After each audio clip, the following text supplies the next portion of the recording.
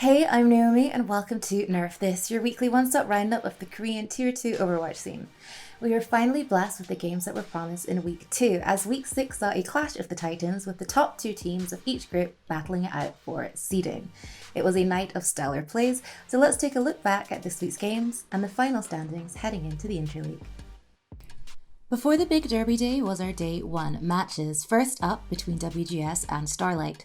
Starlight just rolled on over, finally putting up somewhat of a fight on Dorado, but it was ultimately too late. WGS didn't have to work too hard to get their 3-0 victory and confirm third seeding in Group A.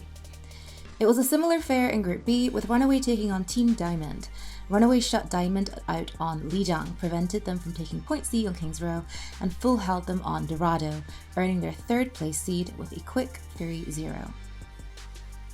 And then the day we have awaited. It opened with Talon versus T1, and it was an odd one. Map 1 saw Kellen operating with Shatter on cooldown, giving Talon Lijiang in a very decisive matter. But then T1 turned around on King's Row and suplexed Talon. MN3's Sim pocket pick gave them a huge lead in time bank, despite Kellen somehow charging a primal in the first 30 seconds of his defense.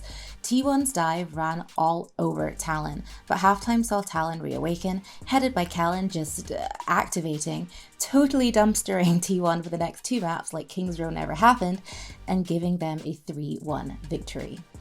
The second game had CC against O2 Blast.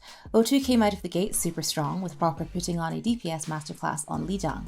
Despite Kilo's stellar Ashe play on King's Row, CC pulled out the victory and continued the streak on Dorado, but O2 managed to take Hanamura by holding B for around 3 minutes, which took us to a rare map 5.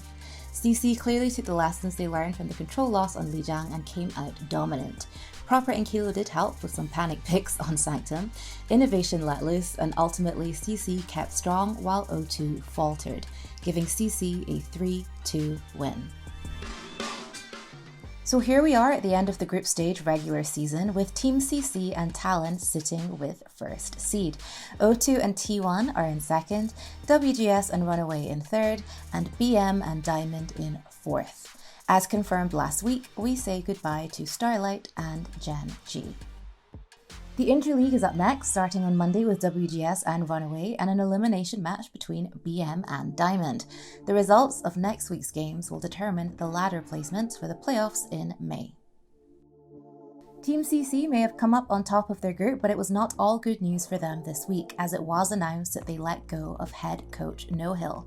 Nohill has been known for being arguably outspoken, and while his comments have landed him in hot water in the past, it seems his recent take on the Chengdu Hunters was the hat on Buckaroo's back that got him out. With Nohill out, CC proceeds into the Interleague with their hitscan DPS innovation as both a player and a coach. WGS are playing first next week, but it looks like it's going to be without Flex DPS Attitude, as the team took to Twitter to announce they have mutually terminated his contract due to health problems. And that's all this week. Remember, the Interleague begins on Monday at 7 p.m. KST. If you've made it this far, as always, thank you so much for watching. Please consider giving us a subscribe and commenting down below who you think is going to take the entire tournament. And I'll see you guys next week. Bye!